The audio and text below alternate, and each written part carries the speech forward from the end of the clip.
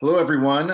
Uh, Back with me tonight is Jane. We're going to be looking at chapter 11 of the book of Job. You may remember Jane from an earlier episode. Did we do chapter 5? What did we do together last time? I forget. I think we did 5. Okay. Pleasure to have you back. We are going to try to keep this under 40 minutes tonight because I'm cheap and that's all that Zoom allows on the free tier. So let's get into it.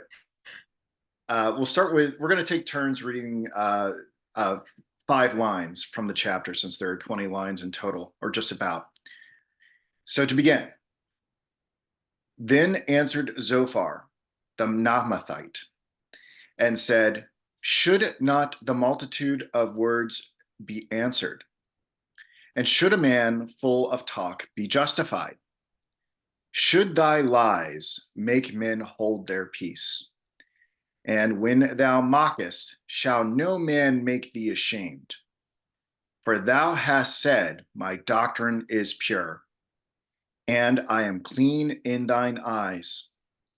But oh, that God would speak and open his lips against thee.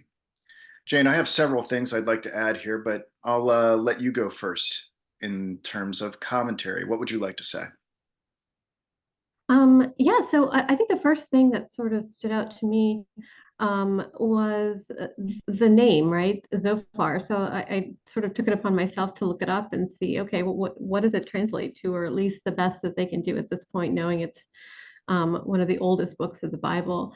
And I found that a lot of the translations of his name are very bird-esque type words. So it's bird, a leaper, like leaping, or a chirper, which Huh. I found very interesting, which showed up more frequently than not.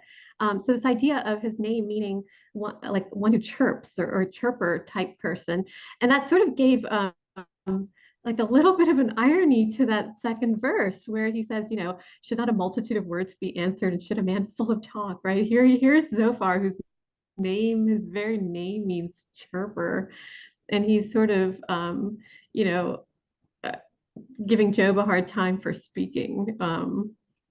And so I thought that was interesting about the Yeah, first couple things. yeah, Couple.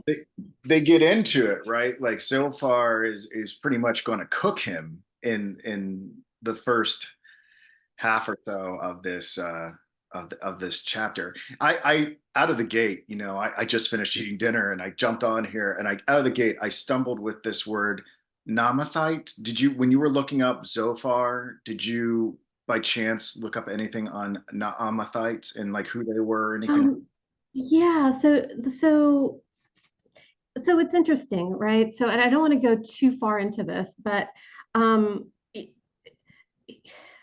Eliphaz, he's the Temanite. I'm probably pronouncing them all wrong. And Bildad is like the Shuhite. And there's a lot more concrete evidence of those locations and those places than there is for the Namathites. And I think there's some thoughts on it, but it's also one that's probably not the most well known either. Um, and so the thought is from most scholars is that he's the youngest probably of all of his 3 friends, but all 3 of them have traveled quite a bit to be here with him. It sounds like, and so um, I know God is harsh on them. And yet here they are. They really are trying to be his friends. So I'm not sure how to consider them, but I haven't heard much more about the Namathite or looked into that much more. Have you? I just did a quick Google while you were talking, and apparently it's some region in Arabia, although they're not exactly sure, right? I mean, there's a lot of fog and ambiguity about where these places were, and if this is allegorical or if this is literal, just in general. I think I started the whole study off being like, yeah, Uz just like occurs in the mind. It's not really a true land. I'm not saying that, but that's some interpreters of the Book of Job that it's purely allegorical. So, but the consensus seems to be that it was someplace in Arabia. Whatever that really meant. at the time. Yeah, so you looked into his name. What else jumped out at you? Um, so he really is kind of harsh on Job. I mean, verse 3, where he basically accuses him of lying and mocking. Um, and and he's accusing him of mocking God. And those are harsh accusations. And I think the other thing most scholars agree on is this is probably the harshest of all three of his friends as well. Um, and and so I'll say this. So when you sort of compare the three friends, you sort of see that each of them has a view of God, they have a view of Job, and they have a view of themselves and why they're able to sort of say what they can say to him, right? So Eliphaz, it was really all of his justification for his, you know, the words that he was able to speak was his experience. He had this vision, he had all these years, or it was implied that he was wise. Bildad had sort of wisdom from teachings and family and legacy. And so all of these things that were sort of trickled down in terms of wisdom from his family. And then we come to Zophar, right? So this is our first introduction to him. And for him, it's sort of like this is just logical. I don't understand, Job. Why don't you understand it? Anyone who doesn't is essentially kind of stupid in some ways, is what he implies. And and so it's sort of this idea of reason and logic, and this is just it just makes sense. I don't need to justify this in any other way. And so I think that's what makes it really, really harsh. Um, but the idea of mockery stood out to me, and I really wanted to understand what that meant. Because when Job spoke of mockery, he he basically um, spoke of God, right? Like actually, almost all of his speeches thus far have mostly been to God and about God. He speaks of his suffering, of course, but he's speaking mostly to God. Even when his friends answer him, he speaks mostly to God, or speaks of God in the bulk of his statements. And so his primary comments on mockery were really about God mocking him and thinking, okay, God, why are you mocking me? I think that's in chapter 9. But his friends, the fact that Zophar here is even presuming to answer for God is kind of, I'm not sure. I'm sure he should probably be doing that, but Well, he means well. He means he well. does mean well. I know. I think we've seen that this, I mean, the reason why the book of Job is so rich and so complex is it's pretty much annihilating all our conceptions of how we feel like divine justice ought to be distributed. Even and so it's hard not to get agitated, or it's hard to get agitated with Job's friends because they're encountering something that completely defies their theological understanding. It defies our theological understanding, and it's a big reason why I think a lot of people don't tangle with the book of Job. It makes us pretty uncomfortable. Yeah, I think so. I mean, at the end of the day, we're his friends, right? If we sort of look at the story, we're the ones that probably need to be rebuked in some way at the end, even though we mean well, or in our hearts and minds we try. But anyway, what were your thoughts on the first 5 verses? Yeah, I mean, I can understand how aspects of what some things of what Job has said, and it's completely understandable. Like Job has had moments. I understand why Zophar thinks that he may be mocking God because Job um in his fallen state is grasping at straws to rationally understand why the affliction is enduring and why it's so extensive. And he employs sarcasm and things like that at times. But I mean, I think to be honest, like in my own personal struggles with the Almighty, I mean, there have been times where I have like gotten agitated and called out and et cetera, et cetera. It's a thin line between having sort of an authentic dialogue with God and coming off as haughty and somehow superior in some way because you feel like God is doing some sort of injustice to you by setting this affliction, whatever our particular afflictions are.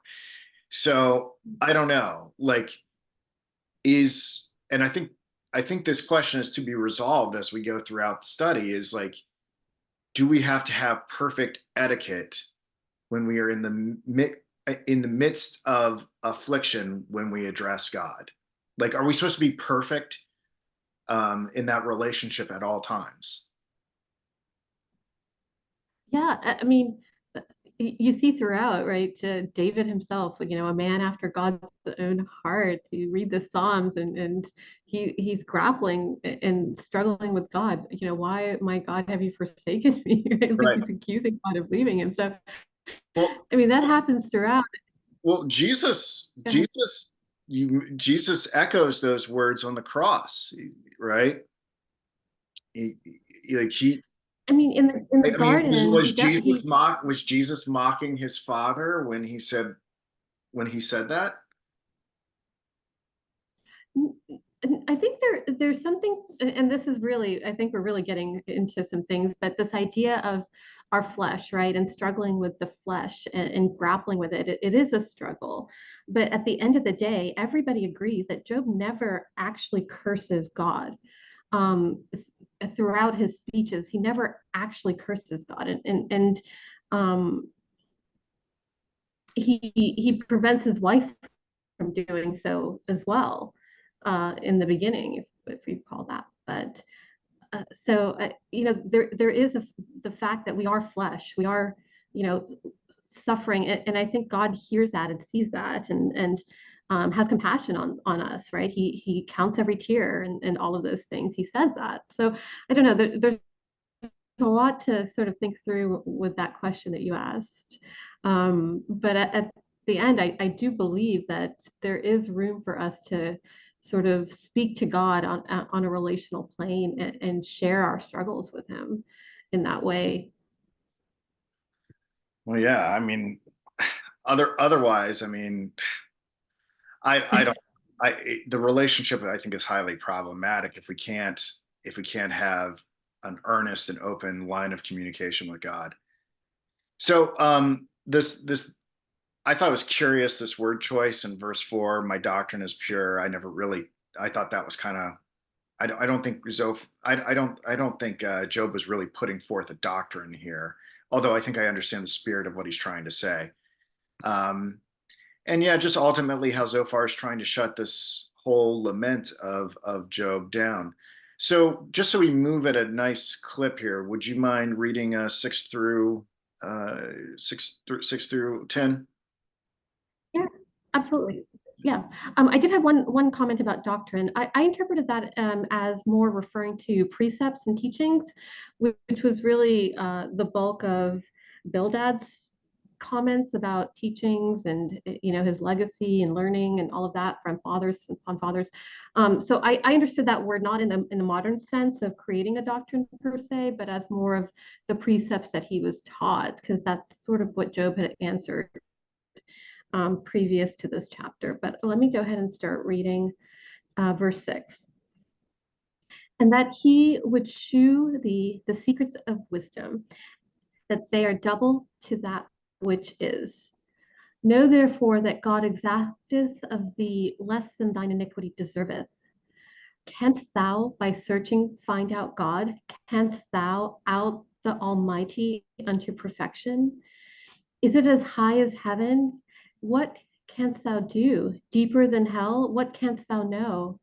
The measure thereof is longer than the earth and broader than the sea. If he cut off and shut up or gather together, then who can hinder him? I have to say this was probably my favorite lines in this chapter, and probably some of the best lines so far in the study. These stuck out to me. Obviously, as someone who's after the secrets of the universe and has engaged in a great deal of philosophy in the process, uh, this resonated with me. I don't know if you were moved by this uh, series here. I mean, it's beautiful. It's beautiful poetry, and the way he speaks about God, he's not wrong, right? Everything he says is actually true. What he's saying about God, um, and and it is it's humbling, right? Hmm. Right. There's nothing that we can do to understand the inner depths of the mysteries of the universe. And if we did know them, I mean, the vibe that I got from this is that if we did know them, we wouldn't even begin to complain about the lot that's given to us because we would understand that we were deserved double of whatever affliction that was being distributed to us. If we were able to penetrate into the um, deepest esoteric mysteries, like we would understand that our lot was actually quite good. Is that? I think that's what he's trying to say. What do you think? I I think I think he's right about God, and God also talks about himself when he speaks later, right? Towards the end, and there's a vastness, and um, who are you and who am I is essentially what God is saying, right? But at the same time, Job did know God, right? And Job did have that relationship with God, um, Did he and know? so there's, Did he know him? I think he did. I think he I, did. I mean, he revered him, and he had the fear of God in him. But Yeah, and I have some thoughts on the does fear of that God. does that does that mean that he knew him? There's a place in I think it's the next chapter, I'm not sure, where Job speaks of actually I hope you don't mind if I jump ahead, but I think it's 12 verse 4 where he talks about he was one who calleth upon God and he answereth him. Hmm. And there is there is that confidence that if I call upon God, He will answer me. I have that close relationship. It's like you have close friends and then you have acquaintances, right, in life. And your close friends, you can call them anytime and you know that they're going to pick up the phone. The acquaintances, they might be eating dinner, they may not pick up the phone, right? So it's sort of that sort of closeness. I think he did have a relationship with God that was closer. And in all the land, there was none like Job who had that. Um, There was I, none. I think he Does it say and that? Does it say that, or does it say that there was none like him in regards to virtue? I'm splitting hairs here because this is the this is the Kierkegaardian in me about like what is the relationship with God prior to Christ, right? Like how much of God can we know prior to the introduction of the crucifixion and the Christian faith? I mean, Abraham had a very close relationship with God. I mean, you see that with Hezekiah. He was negotiating years of life with God, and God granted him additional life. I In I addition, agree. And Moses encounters the burning bush and things like. I guess we right? just don't know if Job had those experiences. I don't know if he had those types of experiences, but there was a closeness. I mean, you see that in the way Job speaks of God already in his speeches. He's not talking, what's funny is it's later on as his suffering progresses that Job starts speaking more and more of who he was and what he did. Like I kept this and I did this and he actually gets into more and more of the details of the life that he led. Whereas Yeah. in the beginning of his suffering, he's really focused on God himself. Um, and so I think that is indicative of just that mutual relationship that they had. Uh, but that's how I sort of read that in terms of the progression of the book. I mean, But I don't know. I don't we know. can I mean, we can keep going. I'm just raising questions here, not to frustrate you, but just to. No, I hope I don't sound frustrated. I'm not at all. I think this is an interesting question, I, and I I'm think I'm one with that we grapple with every day. yeah, I'm just more interested about the dynamic of God, man, and reality, and how that changes over time. And it's not necessarily linear, as like you were mentioning earlier. There are some Old Testament prophets that are supposedly having direct encounters with God. Um, but this gets into interesting things, a whole other conversation about what Jesus is saying about that. But that's a whole other conversation. And we probably should move on to the next 5 lines here. The only other thing I would say is, there's no amount of scrutiny that we can exercise that will, stop God's justice, right? He said, if you cut off and shut up or gather together, then who can hinder him? Not the philosopher who wants to get into the deeper nature of reality. He's not going to be like, hold up, let me do a nice Socratic argument to refute this guy who's got some questions. Right. So, anywho, um, all right. So I'm going to read 11 through 15 here. Okay. For he knoweth vain men, he seeth wickedness also. Will he not then consider it? For vain men would be wise, though man be born like a wild ass's colt.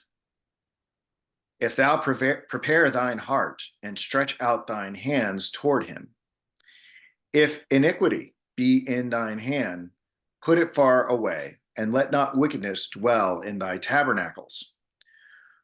For then shalt thou lift up thy face without spot, yea, thou shalt be steadfast and shalt not fear.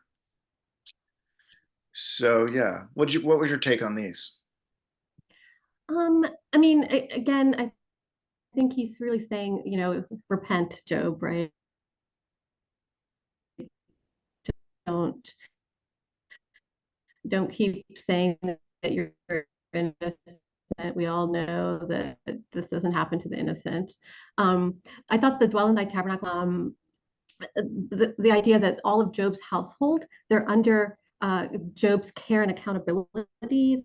It seems that as well. He did make sacrifices for his children. It seems like he took his responsibility seriously in that way.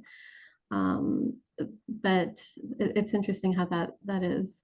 Um, I like this vulgarity. yeah. I like this vulgarity in verse 12. Uh, for vain men would be wise, though man be born like a wild ass's colt. And the way I interpreted that was just be like, you think you're smart. You think you're a real insightful guy. Don't you know that like you were just practically born yesterday and you're like you're not really much more than an animal, and you're gonna sit here and try to contend with the master of the universe? Like, get real, dude. Like, you're kind of a dumb animal. You wouldn't be able to handle it. Yeah. No, Like, this is just get over yourself. Stop being so vain and air quotes wise. it's so true. I think we all need to hear that every once in a while, maybe every day. Um, I thought this was a great line too. It's a perfect example of the whole Hebrew poetry, and you already talked about this and how, except for the first couple chapters, or I believe just the prologue and the epilogue of the book of Job, everything else is actually written in poetry. And Hebrew poetry is different than um, English or any other type. It's really more about the parallelisms, right? And so I don't want to get too far into this, but apparently most people agree that there's 3 different types of parallelisms that can occur. One is I think it's just synonymous, where it just repeats the idea or the meaning of the first or second line, or they sort of repeat themselves. The other is antithetical, where it's sort of a contrast. And then the third is, I believe, it's called synthetic, where it sort of one completes or elucidates the meaning of the first, and this is sort of falls into maybe that third category where we talk about the vain man, but let me really explain what that actually looks like, and sort of complete that meaning so you really understand that. um, so anyway, not to kind of go off on that tangent, but I think it helps sort of read the poetry in a different way, and helps us to understand and break it apart. Well, that's you came at me kind of fast with that. To be honest, I need a second to soak that in. And to be honest, I'd probably need you to elaborate on those three different types of Hebrew poetry. That's news to me. Not that it's wrong. It's just that's you kind of hit me kind of fast there. I need some more time to consider that. Yeah, I'm no expert on that. I just sort of read that a few places, and thought that it's helpful as I was reading through this. It made me But feel like I'd been skipping your English lecture class for a few for a few weeks. I was like, oh, I didn't get the notes on that. You I'm just throwing sorry. out the synthetic and synonymous parallelism. What I got to think about that.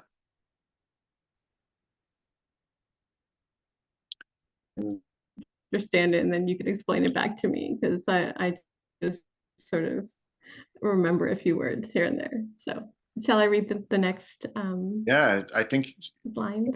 yeah, finish it out and we'll see what happens here. Okay. So are we on 15? We are on 16. 16. Okay. Because thou shalt forget that, and thine age shall be clearer than the noonday.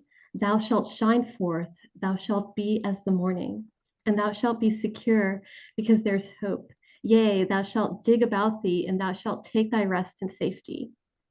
Also, thou shalt lie down, and none shall make thee afraid. Yea, many shall make suit to thee. But the eyes of the wicked shall fail, and they shall not escape, and their hope shall be as the giving up of the ghost.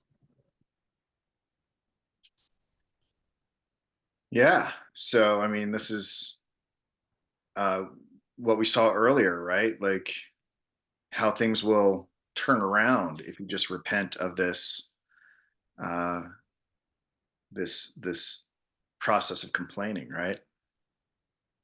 Yeah, I found it interesting. Again, that parallelism between all three of his friends, they all sort of end with this idea. Yeah, and here's a vision of what's going to happen if you actually, repent, as we're sort of asking you to do, and admit your faults and whatever you've done wrong. Um, and then they sort of, and here's what's going to happen if you don't, right? They're all sort of saying the same thing. Um, Anything else stand out for you? I mean, I it's just kind of beautiful. I but I didn't the only other thing that I had written down here was many shall make suit unto thee. And I was like, what I didn't know really what that meant. And I looked it up. It says this means that they will seek your counsel, right? Because you'll um, you know, everything will be so ironed out that you'll be pursued for your wisdom. So, and that nothing bad's going to happen to you. All these wicked people will fail and their plans and their conspiracies, and ultimately they will be unsuccessful. So, I mean, Yeah, I think I personally, I feel like we covered this adequately. We do have 10 minutes left we have nine and a half yeah, minutes. I haven't. Yeah, I do have a few thoughts Sure. on a couple of things that were said. I think verse 19, um, where you talk about makes a suit unto thee. Well, all of these verses all together, actually. I think you sort of see Zophar's heart for Job, and maybe all of his friends. Like Zophar really did pay attention to Job when he was speaking. Even when he says, "None shall make thee afraid." I mean, he was listening, because Job was talking about being, not even having rest when he slept, right? There was suffering even when he slept, and he talked about the fear of all of that. And so Zophar says, although thou shalt lie down. So it's almost like he's saying, I was listening to you. I heard what you said about not even having rest in your sleep. And that will also go away. You will not be afraid. Um, but that sort of, I thought that was really poignant. Um, And then this comment on the fact that none shall make thee afraid, and even earlier in verse 16, shalt not fear. That, there's this idea of fear, right? And we talked about this earlier, this fear of the Lord, and God said, Job feared him. But I almost wonder if there's two types of fear here, right? Like there's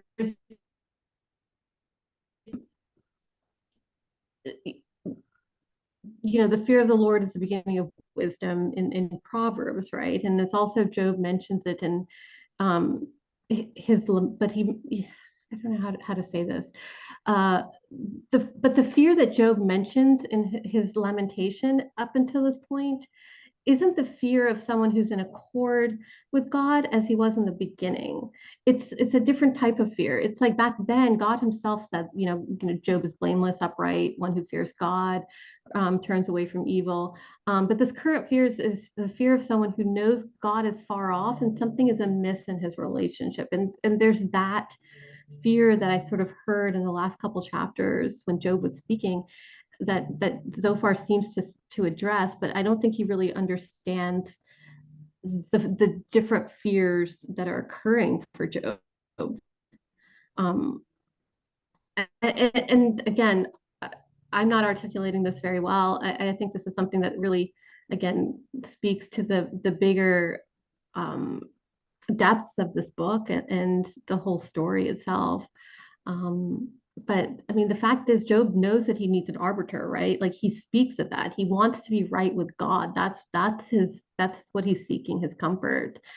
Um, But he also knows an yeah, arbiter. I don't. He also knows an arbiter would be completely useless because ultimately no one is going to be in a position to judge God.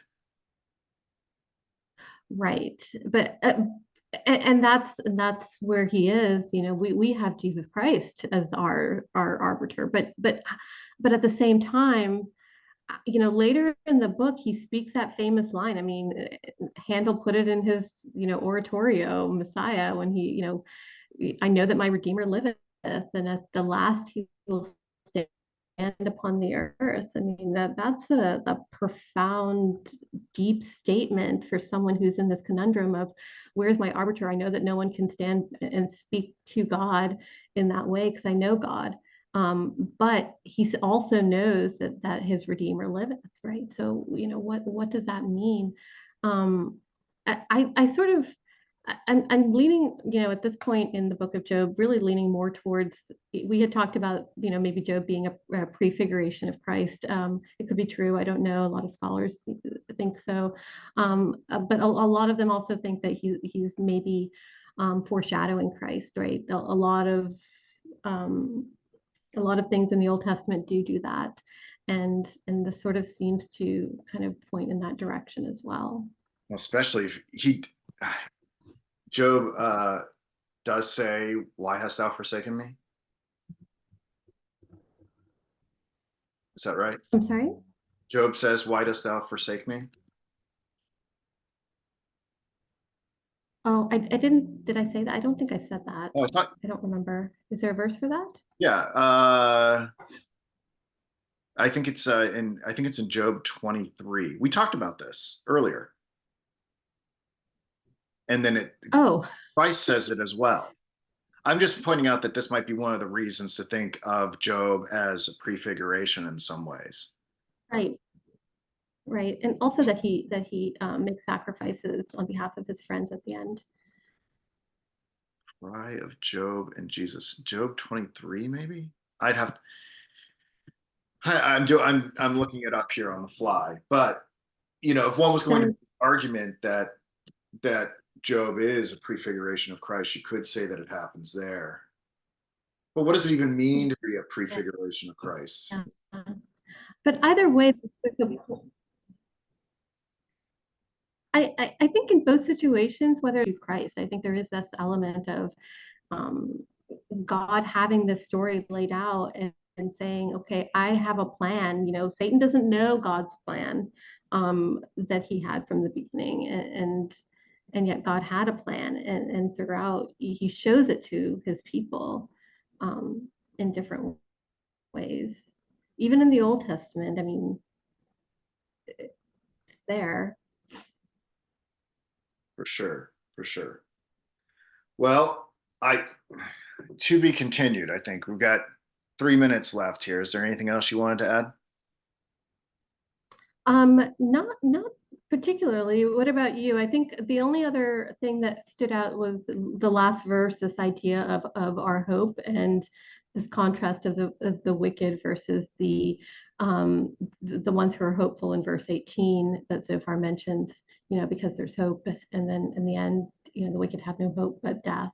Oh yeah, I was going to point And out. I thought that was really clever that you pointed out that there is like an evolving, morphing sense. There's like different types of fear that you mentioned, like that Job's fear seems to be different at the outset than as he progresses through this dialogue with his friends and God.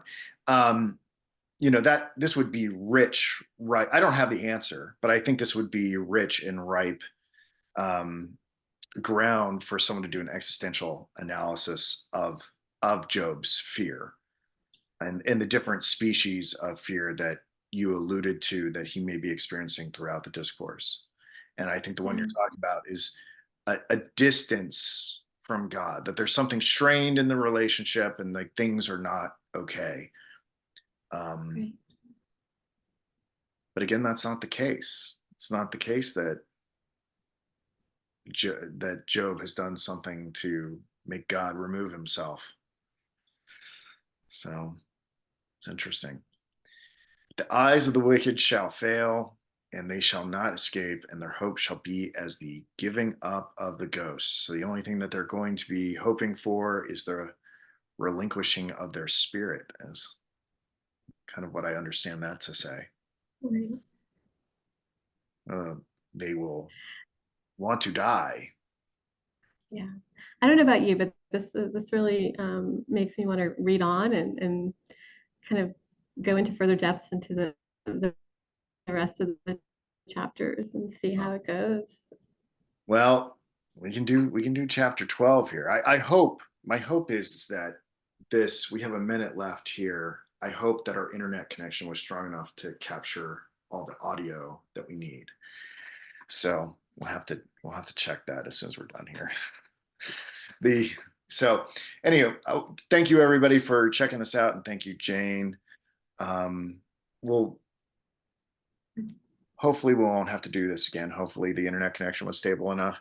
Um, but if we do, we do it again, and we can do chapter 12 if you're interested. So we'll see. All right. All right. I'm gonna Okay. call, I'm gonna All call it right. quits here. All That's good. right.